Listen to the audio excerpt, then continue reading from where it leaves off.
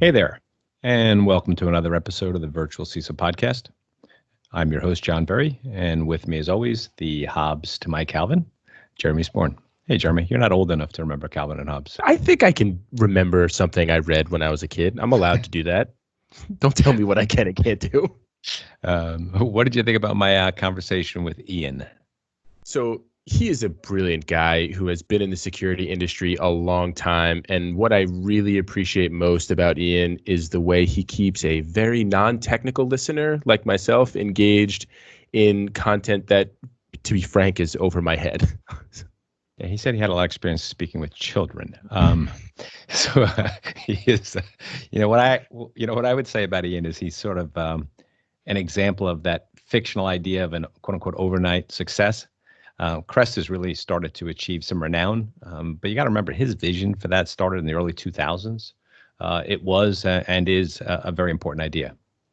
Yeah, and to anyone listening, if you don't know, who CREST is or what they're about, I've actually thought about this a lot, and my very non-technical explanation is think about that USDA organic logo or that non-GMO Project Verified icon on food packaging. Without getting too political and diving into the complex world of food and nutrition, when you see those labels, you are expecting the makers of that food to have held to a certain standard. Buyers of that product have the assurance that the quality is to a certain standard and to their liking, and sellers can easily demonstrate that quality of their product. This is what CREST does for buyers and sellers of security services. They give those buyers assurance that any service with that CREST seal of approval is conducting the service according to an acceptable standard, and sellers a simple way to verify the quality of their service and demonstrate their value. Really, really cool stuff what CREST is doing for the security industry. Well said. Maybe a even simpler way to say it is it's a good housekeeping seal of approval for security companies, right? Man, it's almost like you're the marketer. Wow. There you go. So look, this one is simple. If you're a seller or consumer of security services, CREST is doing some great things for you already. Stick around to learn more about CREST and really what they're doing to help you and the security industry as a whole. Sounds good. With no further ado, let's get to the show.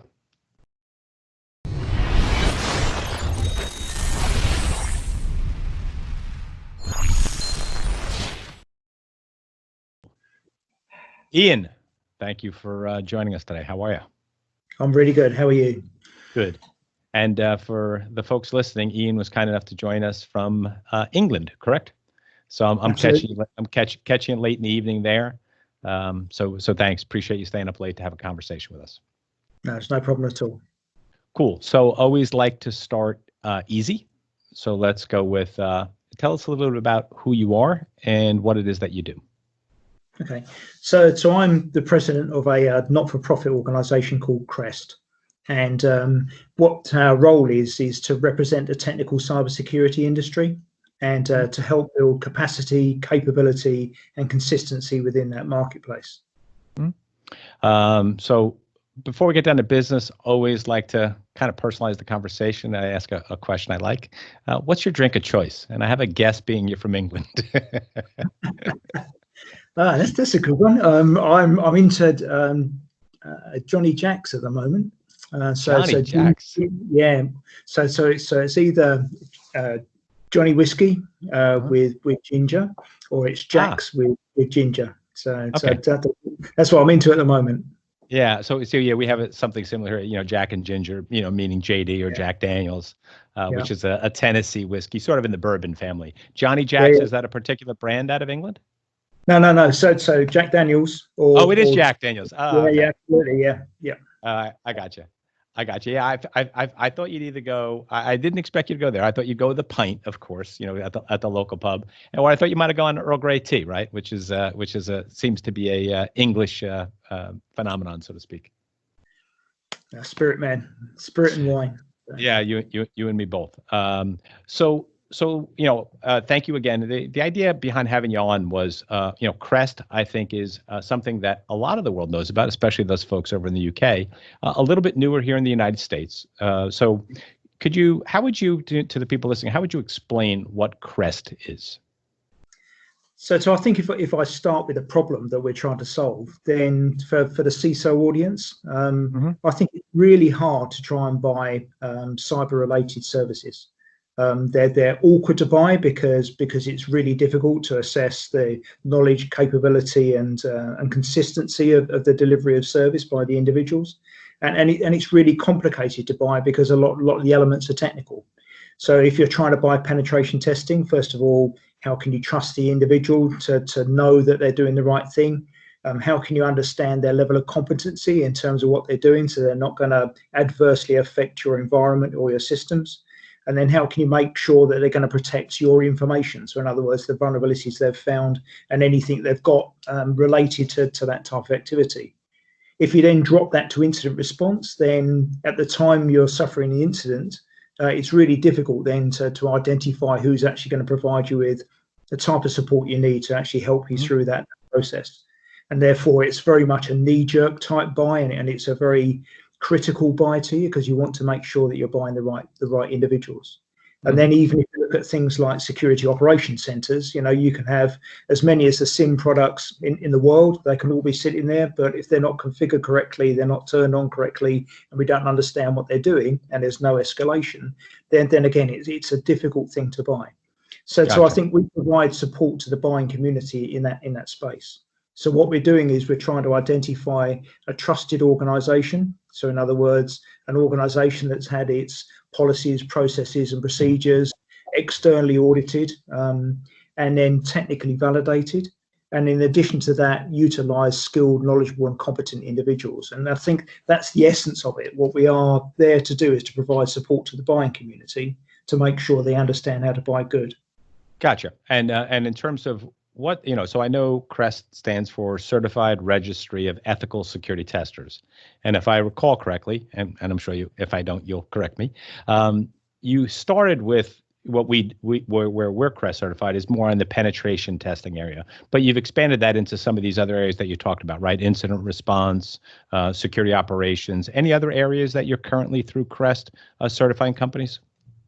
So we accredit the companies and we certify the individuals. So the accreditation of the company is where we do that external audit and validation that they've got everything in place. The only other one that we currently look at is threat intelligence. And so we believe that threat intelligence is going to be a very big thing if it's not now, in terms of understanding the types of attacks that organizations are likely to suffer in the future. So it gives them that level of anticipation.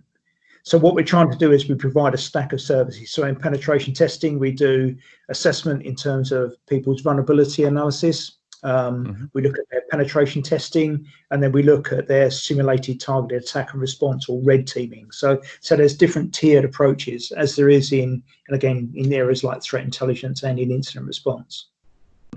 And I actually, that area of threat intelligence actually makes a lot of sense to me, because I think that's one of those areas where perhaps people overpromise and underdeliver. I know that we've kind of subscribed to some threat intelligence services, and it was just a churn of commonly publicly available information, open source stuff that had a lot of noise with it. So is that the idea there, is that if you don't want organizations to have a false sense of security with the threat intelligence that they're receiving? I think threat intelligence is, I'm surprised you didn't throw a term like artificial intelligence in there, or some other thing that would make it even more exciting. My perception of it is that if you walk around the trade shows, right now we're going to find a lot more artificial intelligence related stuff. A couple of years ago, there was an awful lot of emphasis on threat intelligence. When you actually dug beneath the surface, what you're actually finding was that the organizations providing those services maybe had a quick look on the dark web. They may have access to some SOC outputs. They might have access to some of the CERT related information, so they can look historically. But really, they weren't doing that rounded intelligence in terms of gathering information. So again, smoke and mirrors, I think, is a bad term. But really, it's another one of those services that is really difficult to buy. And I think what we now do is a second generation of threat intelligence service providers who can do bespoke threat intelligence, or they can do continual threat intelligence. The reason why you saw me laugh, and the reason I didn't use next generation is I remember talking with a guy on the phone, and he told me that he had a threat intelligence feed that was, and he referred to it as a second generation, next generation artificial intelligence threat intelligence feed. And I just, the conversation didn't last long after that. No, absolutely, yeah. He's had really good as well. Absolutely, yeah. So, okay, cool. So, so you mentioned that you are certifying the company, right? No, and you accrediting the company. That's right. I said that backwards. Yeah. So you accredit the company through the individuals. So the companies, we do a lot of analysis. So really, it's the hardest invitation to tender that organisation will ever see. So we do it from an evidential based. So we go through their policies, processes, and procedures. Something that a buyer would have a lot of problems actually getting access to. We then validate that by on-site audits, and where appropriate, we do technical assessments, and then we renew that every year. And then we completely go through the process again every 3 years. It's a really rigorous process that we go through. And then for the individuals, we run the examinations for them, and our examinations come in at sort of 3 levels. So we have practitioner, register, and certified. Practitioner level is probably 2,500 hours after entering the industry. So it's a professional level qualification. And then registered is around about 6,000 hours. We don't measure it, but typically that's what we see that somebody would have to be able to pass that type of exam. And then our certified is probably 10,000 hours. And then we re-examine everybody every 3 years. So one would hope that they're moving through their career pathway from practitioner to registered to certified. But even at the top level, we make sure that they've kept all of their skill, knowledge, and competence up to date by re-examining them. Right. So we're a member of CREST. We're a CREST certified pen testing company, and we think the program is excellent. And I do agree that you do a deep dive into what we're doing to make sure that we say what we do and do what we say, and we do it appropriately and well. Question for you: there are some reasonably good certifications for individuals for pen testing. I'm not a huge fan of the CEH, but the OSCP is a pretty good assessment. How come you guys chose to develop your own sort of individual certification program? So CREST has been around for 12 years. And at the time, there wasn't really very much else apart from some of the courses from SANS, and then some of the things from EC Council, particularly CEH. I think over that period of time, if you take, for example, EC Council, then they've got their ECSA. That is a qualification significantly above a CEH. Even I could pass a CEH, and you really wouldn't put me as being there. But the ECSA was based on the syllabus that we developed for our practitioner level examination. And what we have is an international mutual agreement between ourselves and them in terms of that. And then if you look at the next step up, they've got their licensed penetration tester. So what they're doing is they're combining training with the certification, which we think is a good plan. CREST doesn't run training because we are a certification body in the individual space. But we are trying to build those relationships so it's clear to organizations and individuals what those qualifications mean. So CEH is an indication that you have some interest in the subject, that you can run some vulnerability analysis tools, but it really doesn't demonstrate your capability as being a penetration tester. If you look at offensive security, then the primary 2 offensive security qualifications we really like. And again, we have a relationship with them where we do a recognition. So if you look at the offensive security, ICP, then what you've got is you've got a really good practical examination. It's reasonably well proctored. But what it doesn't do is it doesn't look at some of the elements associated with actually doing the work. And so to get our registered level, what you'd have to do is do the offensive security, then you'd have to sit our multiple choice and long form elements rather than just doing the technical assessment. So what we're trying to do is to work with the major industry providers to provide both clarity in the marketplace, career pathways for individuals, and to make sure, again, the buying community is tying those things together by understanding what they're buying. I think the other really important thing is where we operate those equivalencies, we still underpin that by our effective and implementable codes of conduct and codes of ethics. So the company signs up to a code of ethics, and so does the individual. So if there's ever a problem, then what we can do is CREST will do the investigation on behalf of the buying community. And I think in something as critical as that type of penetration testing, but incident response is the same, threat intelligence I think is the same, then to have that ability to have somebody who would do an investigation and support you if you have a problem, I think is really important. And if we want to be a profession, that's what we need. Gotcha. Yeah, you've heard of the probably heard of the concept of a Credence product. You know, there are certain products that you can do research before you buy them. You can look on the internet and you can look at stars on Amazon and say, well, this is probably going to be a pretty good product for me. And then there's certain products that are experiential products. You really can't tell how good the product is until after you experience it. But once you have, like dinner at a fine restaurant or a play, and you'll know whether or not that was a value to you, whether it was well done. And then you've got this concept of Credence, which is even after you've experienced it, you don't know if it was any good. You know, I mean, it was if you had if you went to the proctologist and you had a colon scan, you go in, he puts you to sleep, you wake up, he says things are good, things are bad, but you really have no idea whether or not they did what they were supposed to do. And to me, pen testing is sort of the same way. I think, and I've had a lot of clients actually say to us afterwards, like, hey, this is great news. You didn't find anything wrong, or you just didn't know where to look. How do I know which? Absolutely. Yeah. So to an extent, CREST is the answer to that, right? I'm not sure that we're the answer to your particular problem, but obviously no, I meant the pen testing, not the proctologist. But yes, what we're trying to do is to validate that the individual is competent to do that work.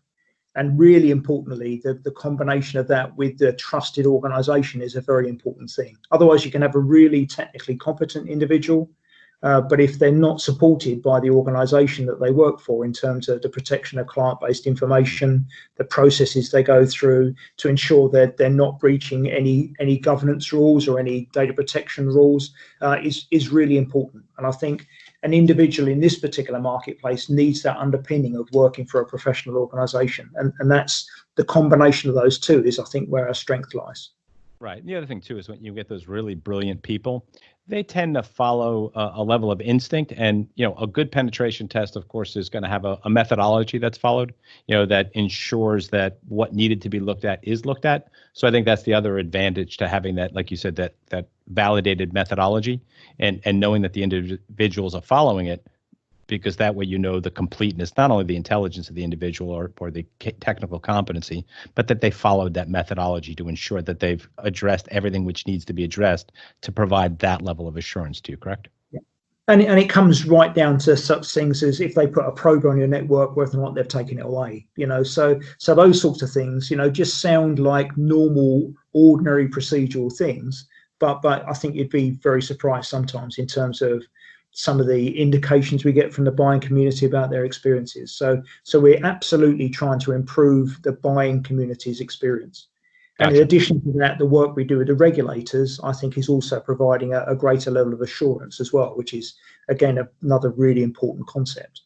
Gotcha. All right, so let's talk about that concept of value proposition, right? So you provide value to the service provider, that being a company like ours that comes to your organization and gets validated, and you provide value to the recipient of our testing services. So let's start with someone like Pivot Point or any of your other CREST certified penetration testers or incident response or whoever they might be.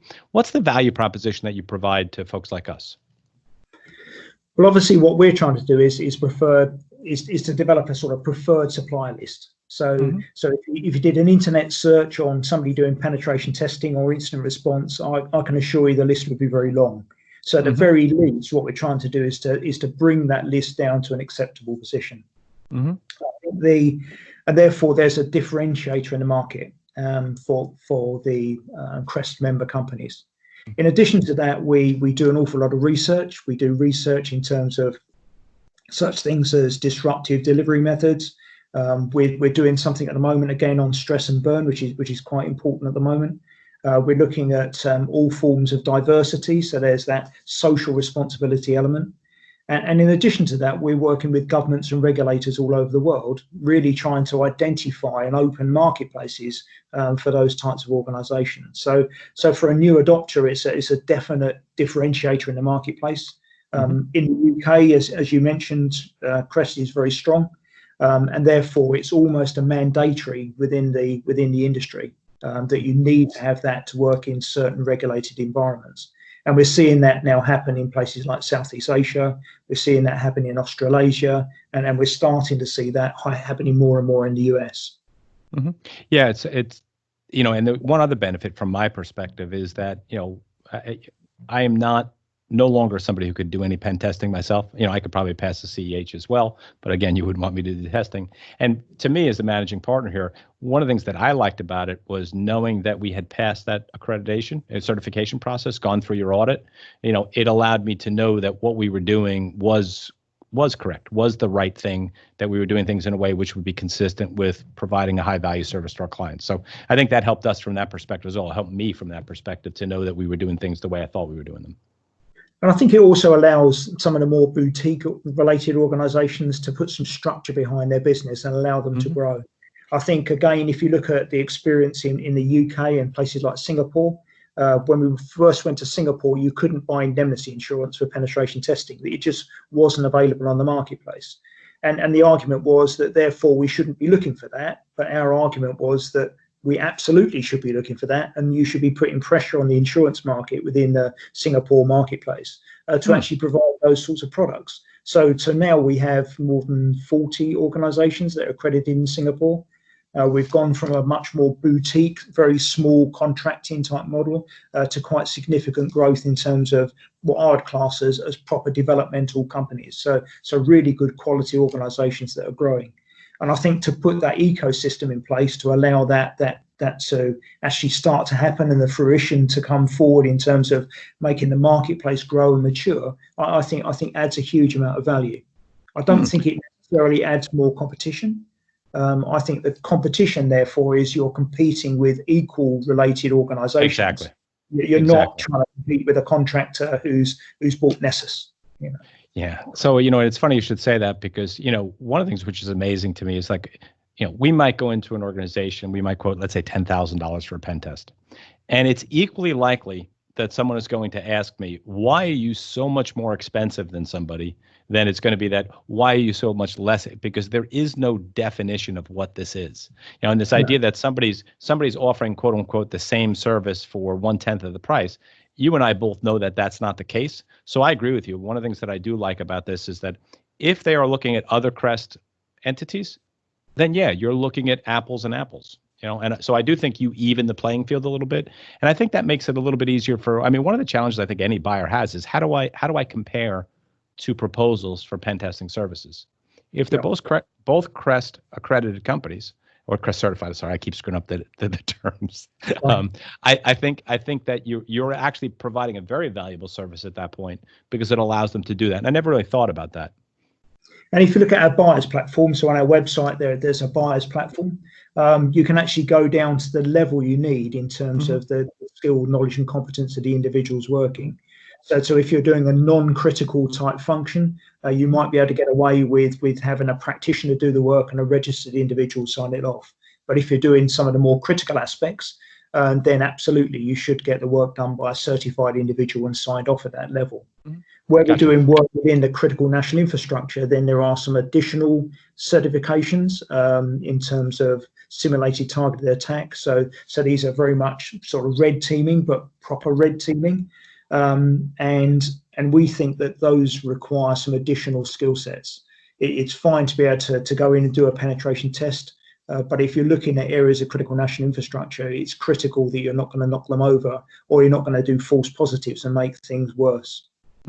Yeah, and red teaming is almost a totally different discipline than conventional pen testing. So the idea of having a way to differentiate those makes total sense to me. Well, the other thing which I just thought of, which is really interesting as well, and I never really thought about this, and one benefit to us is, there's some level of protection from an errors and omissions perspective. I don't know if you use the same term in England, but in the U.S., if as a company like us doing what we do, we need to carry out a lot of what we call E&O insurance, errors and omissions. In the event something did happen, and we can say, hey, we were following this certified methodology that's been validated by the best entity in the world to validate our approach, I would think that would be something which would help protect us in that particular circumstance. So that's also an interesting perspective on it. But it's also good for the buying community as well, because so if let's there is talk about that. And there is a complaint, then the first thing we do is call in your policies and processes that we've accredited, and then we validate to make sure that you've actually been adopting them and you've been doing it in practice. So from our perspective, it's a double-edged sword, because what we're doing is you're submitting stuff to us and saying, this is what we do, this is how we operate our business. And then if there's a problem, I'm coming back to you and saying, demonstrate to me that you've actually complied with the processes that you submitted to us. So it's very important, and I think that provides clarity in the marketplace, and I think helps both the buyers of service as well as the suppliers of service. And I also think some of the pen testers as well. Yep. Yeah, I think that transparency is important. So I think you've touched on a lot of them, but I'll let you kind of like summarize them with a little bow here. So we talked about the benefits to folks like us, the service provider, the tester. What would be the benefits to the end organizations that would consume one of your CREST certified partners' products? So again, from the buying, from the buyer's perspective, what we're trying to do there is to make them an educated buyer, and that's really our aim in those areas. So to provide them initially with an indication that the organisations that are accredited by CREST and the people that they use are certified, I think provides an awful lot of confidence in terms of the ability for that work to be conducted. I also think if things go wrong, again, the codes of conduct and that the fact they're enforceable is really important to us. You know, we do strike people off. We have struck people off. We do investigations where we ensure that the organisation improves its position. All of those things I think are really important to the buying community, because these are professional services, and therefore it should be operating as a profession. I think the other part that we haven't mentioned in that is the benefit for the individuals who hold their certifications. That there is a proper career pathway, that you enter a practitioner and you come out at certified, and then there's certain specializations out the back end of that. Within our community, you really understand the difference between being a certified person or somebody that carries a practitioner level qualification. And I think that career pathway is really important. It helps organisations like you to understand somebody's CV, but it also helps the buying community to understand what they're buying and at what level. But it helps the individuals to orchestrate their career pathway to make sure it's moving in the right direction. Gotcha. And then, you did mention, I think, at one point that there are either certain organizations or certain governmental entities that have embraced, if you will, and prefer CREST certified entities. Can you touch on that briefly? Absolutely. So I think the regulated community is a really interesting one, and I think we're going to learn a lot about what our industry should look like for the future in terms of looking at what they're doing. We worked very closely with the Bank of England, for example, to develop something that was called CBEST. This was red teaming based on threat intelligence, so we call it simulated targeted attack and response. And basically what we're trying to do there is to provide a regulatory tool. So what they're doing is they're utilizing the industry to help them to do that level of assessment on their critical infrastructure. So in the UK, the top 38 systemic risk areas in financial services have been assessed by CBEST organisations, and those reports have gone to the regulator for action. And I think that's absolutely something that we've never seen before in this particular space. I think there is still some maturity that will come through in the marketplace, because at the moment it's not necessarily being completely used as a regulatory tool as other regulatory tools are. But I think we're just about to launch something called STAR-FS. So this is simulated targeted attack and response in the specialist area of financial services. And that's been adopted by a much wider community. And what we're seeing there, again, the regulators are using that as a benchmark against which to measure their performance. We're also seeing similar things with aviation, for example, IATA in Europe, and we're seeing the similar things within the Civil Aviation Authority within the UK. And again, critical infrastructure is being assessed. We're looking at things like the NIST directive, the NIST directive, and actually putting some technical measurements in place to ensure that somebody actually complies with that directive. So to base that as a regulatory tool is really very important. I think it's been embraced by others, because what we've now seen is people like the Hong Kong investment banking community. We've seen MAS in Singapore, so Monetary Authority Singapore. We've also seen directives coming out from the European Central Bank in terms of doing this type of work in a regulated environment. And that's beginning to promulgate in different parts of Europe in various forms. And the more consistently we can apply it, the better it is for the buying community, and also the better it is for the suppliers, because they understand what they have to do to get into those positions. And we're actively looking in other areas of critical national infrastructure right now. Mm-hmm. You mentioned NIST. Which framework would that be? The CMMC and the cybersecurity framework? Which framework were they looking at? It's the NIST directive. Okay. So this is for critical national infrastructure. This is a reporting requirement. And previously, the work that's been done in there is very much sort of questionnaire based. I think the Civil Aviation Authority, not because it's UK based, but I think they've done a fantastic job of taking that. So they've combined the NIST directive with their cyber assessment framework for the aviation industry. They send out a questionnaire to their regulated environments. The questionnaire comes back to the regulator, but then they use CREST organizations to go and validate that those responses were fit for purpose. Gotcha. And again, that's a huge tool at that point, because they're getting the skill and knowledge and competence of the industry to support that type of regulated activity. Gotcha. And I think that's going to be quite a dramatic change to the way that we provide services in the future. Any thoughts on IoT? You know, we're seeing just a tremendous amount of focus in that area now. I think it's driven by California State Bill 327. So we're seeing more of an emphasis on that kind of testing, and that's definitely a different type of testing and a much more complex form of testing. Have you guys looked at that at all? Anything coming down the pike? So I normally class the Internet of Things in various categories. So you've got the Internet of Stupid Things, you've got the Internet of Small Useful Things, and you've got the Internet of Big Stuff. And I think what we're looking at with the critical national infrastructure work that we're doing is looking at that assurance in terms of the IT-OT relationship in things like aircraft, but in things like switching plants, in things like all the elements associated with a critical national infrastructure. So from my perspective, what we need is a process for looking at the assurance in those areas. And I also think we need a process for putting pressure on some of the major providers in that area of that type of switching environments to actually improve the way that they do cyber related security. If you then look at the Internet of Useful Things, then it's a really difficult environment, because what we're seeing is replication of the same software over and over again. So the same chips and the same software, and therefore the vulnerabilities you find in one product are just expanded everywhere, and therefore some of the vulnerabilities that are associated is completely inappropriate. And I think what we need to do is to find a better way of designing out those sorts of problems.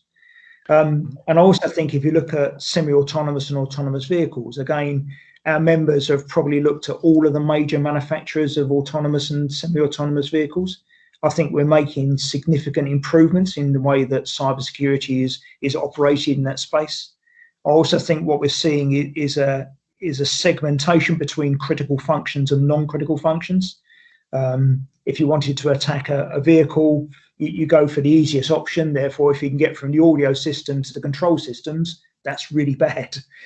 So therefore, what you need to do is to separate those critical functions from non-critical functions. And that could be everything from indications to brakes. But if we can separate those things off and have a higher level of assurance on those critical functions, I think that's a very important thing. So I think there's a lot, again, we can learn from the aviation industry in terms of segmentation of critical and non-critical systems. Yeah, no, I agree completely. And I do think that the focus is there, but it's interesting because, you mentioned the fact that these same vulnerabilities get deployed on lots of devices, even if they're less critical devices. I mean, so we go back to the Mirai botnet, right, which was, terabit denial of service could take down governments and pretty much anybody they wanted to with a distributed denial of service attack. That was caused by a bunch of video cameras being deployed with the same vulnerability and someone being able to take control of those devices and use their bandwidth. So it is a really interesting world with that. And anything you guys can contribute there would be great, because I do think it's something, especially as 5G comes into play, and as as you talked about artificial intelligence, that machine learning component of it. We're embarking on a brave new world that and I think we're a little ahead of ourselves in terms of what we can do versus what we can do securely. So anything that folks like you can help us get to a point where we've got a good framework, a good structure, a good set of standards that work well for that world is something that I would love to see. So certainly, I mean, the advent of good standards in this particular area of the business, I think is very important. The difficulty is trying to get a standard that's going to evolve and move fast enough to actually mirror the sorts of things that you're describing. If we go along a traditional ISO route, it will take 3-4 years minimum to get past a publicly available specification before you even start moving into a proper standard. And therefore, by the time it gets there, it becomes a management standard rather than a technical standard. And I think what we've got to do is to look at a different way of doing some of those technical standards and persuading organizations to actually spend maybe a tiny bit more money, but in the big scheme of things, not a great deal, to actually look at good product. And I think what we need to do is move away from speed to the beach to having a more longevity in terms of the products that they're actually developed and put into the marketplace. From your lips to God's ears. All right. So I think we did a pretty good job of covering everything out on my list. Anything else you want to add about CREST? I think we've talked quite a lot about the sort of consulting business, and I think what we're currently doing is working in the advisory space. So if you look at big traditional consultancy firms, then that advisory space is you look at something and you give some advice and guidance to somebody about what they should be doing. My view is that we are now starting to see really heavy fines coming through different forms of data protection, quite rightly so, and the protection of personal information or good governance. And I think where organizations are suffering breaches now, I think your audience is therefore right in the front line. So you've got the Chief Information Security Officer. They're the person that's going to be standing in front of a governmental committee, in front of an audit committee, in front of the shareholders, in front of the board itself, and they're answerable to the actions that they've taken. And all of a sudden they look round behind them and realise that the people that have been providing them with advisory services aren't necessarily there. The penetration testing organisations, they're not invited in the room, but the reports there, which has probably got quite a lot of red on it in one form or another, they're used in evidence against the individual. In other words, to demonstrate they haven't taken appropriate measures. And I think if you look at the way the fines are being levied at the moment with some of the data protection legislation, it's based on turnover, not in terms of any tangible impact that any individual or the company itself has suffered. And that's a really unusual way to levy a fine. So you've got these isolated people. Ian, real quick, when you say turnover, I think that's an English term. You mean revenue, not employee turnover. Okay, good. No. Sorry about that. However, don't use the term bonnet. Don't use the term bonnet either, okay? Because we won't understand that either. Absolutely. So what I believe is we need to start to move towards an opinion-based service. So there needs to be this concept that a professional in this industry is willing to stand up and say that, in our opinion, the organisation has taken appropriate action. You're never going to get 100% security, and therefore, there's always going to be a subjective viewpoint here in terms of the level of security that's provided.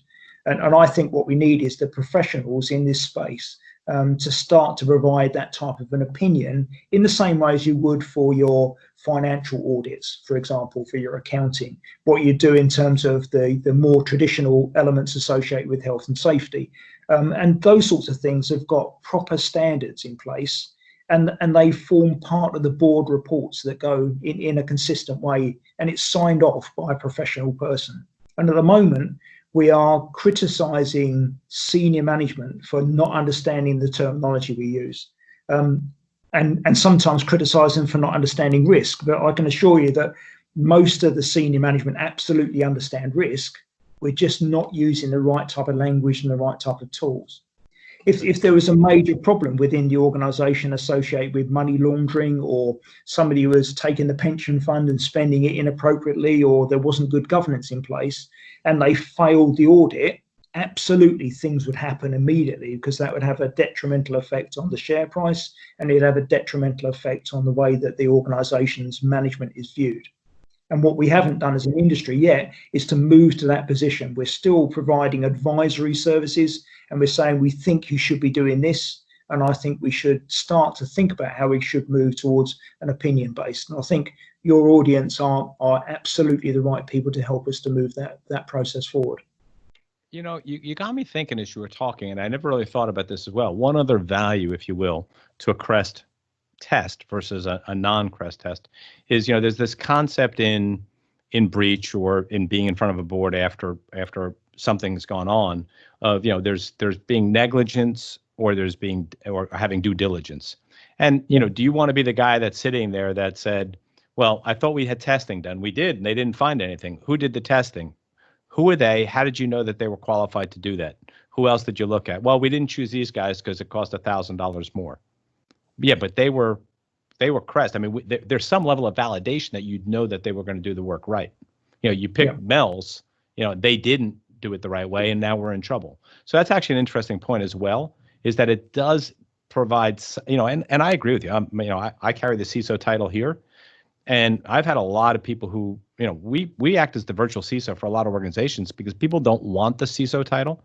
You know, they don't want that responsibility. They don't want that risk associated with those decisions. So this idea that you're protecting yourself by aligning yourself with an open, trusted standard and a validated entity is actually a very good point that I hadn't thought of prior. And I absolutely think that's the direction of play that we should take as an industry. But we need the buying community and even potentially some of the regulators to help us along that pathway.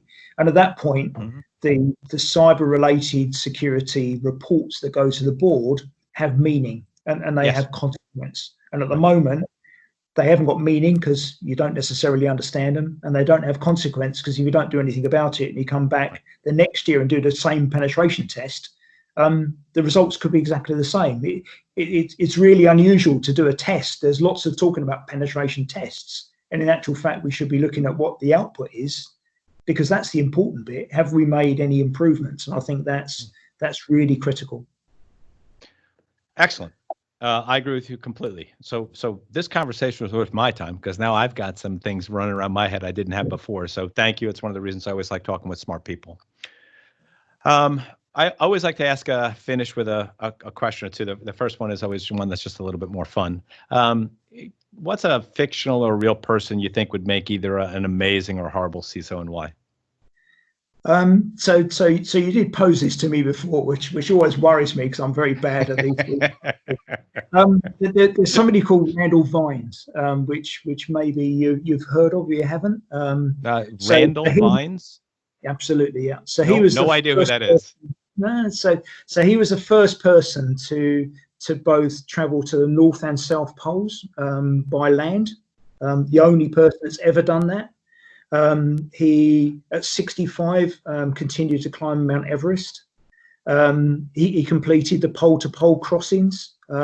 Just quite an incredible person, right? That is just this great adventure. If you've never read any of his books or you've never heard of him, then please go and find him. But the reason why I think that's good is because I don't think he was ever short of a challenge. So there was always this view that there's something more exciting that you can do. There's something, again, that would light up the world and inspire people. And I think that's really good. I also think that he was really good at planning, or is really good at planning. But more importantly, he let his wife do the planning for him. So in other words, he realized his limitations and went to a higher person to make sure. and she was very understanding and let him go away for years. I think if I was married to Randolph, I think I might let him go away for years as well. But I think the other interesting thing is if you ever read about him, his educational background was very, very unusual. He got thrown out of a lot of schools and had quite a lot of interesting things happen in the army. So again, coming at things from a slightly different direction, I think is a great attribute. He also selected his teams not on their previous experience or not on the norms. He used to very much look at how he build his teams on their personal attributes. Can he work with them? Can he walk with them across the poles for a long time? Because I'd imagine that would put quite a lot of pressure on individuals. And therefore, this concept of building teams based on some bond between them, I think is very important. I think culture is one of those oft overlooked components of any team. And I think it's security, where we're under the insane amount of stress that we are on an everyday basis. I couldn't agree with you more that team culture concept, right? Selecting people as much on their qualities as their qualifications sounds pretty brilliant to me. And always leading from the front. So he was the first. I remember he had frostbite in one of his fingers. So he went down the shed and cut it off. Because he couldn't be bothered to go to hospital. It's that type of mentality. I think is great. You're not suggesting that the CISOs listening to this call should cut off their fingers to prove to their team that they're leading the front, because we just lost a lot of listeners at that particular moment. They were already worried about going to the South Pole. Now you got them cutting off digits. Absolutely, but that loyalty that he builds within his team, and also the sort of great inspirational speaker that he is as well. I think to be able to articulate an argument is really important. And also he used to start from zero. So he had no money in the bank and wanted to go to climb Everest or do the poles. And therefore he had to go and get the money from people, and therefore had to be really persuasive, had to be persistent, and had to articulate in a way that actually derived benefit for those organizations. And I think that's a good lesson for us all to learn. And I think that loyalty, absolutely, that loyalty and dogged determination, I think is just inspirational. And I think we should be inspirational leaders. This is a really important subject we've got here. And if we don't try to be inspirational, then we're not going to encourage the very best people into our industry. And we're certainly not going to get our messages listened to. So again, inspirational leadership, I think, is something we would look for in an ideal person. That was a fantastic answer, and fantastic enough. I want to know who Randall Vines is, so I'm going to look it up. And I will also. Part of my thinking was such a fantastic answer was my concern you were going to say Boris Johnson. So. The political leaders are probably not the best people to choose. All right. So on that bombshell, and that's a Jeremy Clarkson, which is another English reference. But last question. You chat every day with folks in our industry. Based on those conversations, what do you think might be another interesting topic for another episode? We've been really fortunate recently to get some funding from the Gates Foundation, and the idea behind that, I struggled to identify why they came to see us and quite what they wanted to do. But their concept is that if they're going to raise people out of poverty, then they need access to good banking services that are well governed and well secured. And in addition to that, we're taking a community that isn't used to using technology in any form, and we've skipped traditional banking and gone straight into mobile. So there are significant risks associated with that. And in order for those countries to build what they're trying to achieve and to actually protect their citizens and get them out of poverty, what we need to do is to build an ecosystem related to cybersecurity. It's fine for them to buy in services, but we believe that they should also try and develop that domestic capability. So I think to have a conversation about building capacity and capability is really important. And I think putting that into an overall ecosystem would be a really good topic for conversation. Interesting. Well, good luck with that. I mean, that's actually really interesting. And a lot of things that the Bill and Melissa Foundation are doing are pretty remarkable. So Congrats. Hope that goes well for you. One last thing before we say farewell. How can folks who either would like to become a CREST certified, I almost said accredited again, entity, or anybody that's in this industry that would be interested in learning more about CREST, get in touch with you guys? So I'm more than happy to share my email address. It's ian.glover@crest-approved.org. I'm sure you'll have some covering notes associated with this that you can go through. I would look on our website. It's very much a push website. So in other words, there's an awful lot of information in there. Nobody's website is ever perfect, but I think there's a lot of really good inspirational stuff on there that describes what it is we're trying to achieve. We also have a CREST Advocate YouTube channel where we've got about 600 hours worth of professional content, IPR free and free. And I'd look at our publications, our research publications that look at things like areas where we need to improve the industry and what we need to do, but also those elements associated with the social responsibility that I believe we should have as a profession. So more than happy to email me. I'll pass it on to somebody sensible to respond. Have a look at our email, have a look at our website. There's lots of detail in there that's hard to extract, but that will provide some format to ask the questions. And if you're interested to know more about the sort of subject area, I think we're really bad at writing white papers. And I think our YouTube channel is starting to be used by academic institutions all over the world as sort of pre-reading lists. So I'd use those sorts of tools as well. But awesome. But spend a bit of time to find out what we do. It's a proper not-for-profit organisation, and we are genuinely here to support the buying community and support the supply community in terms of differentiators, and also to help the community understand their career pathways about how to get in and how to develop within the industry, which has been fantastic to me. I've worked in this industry for more than 40 years, and I've enjoyed every minute of it. It's a wonderful place to be, and it's great to be able to make a social responsibility difference. And I think we genuinely do that from a technology perspective. Excellent. Well, listen, we're fans of CREST and big believers in it, and look forward to everything that you guys are going to be moving forward with, and pay attention to all of it. So thank you again, not only for what you've done over the last 10 years, but also for participating today. So this was a wonderful conversation. Appreciate it. It's been great fun. Hope to see you again. You got it. Thank you.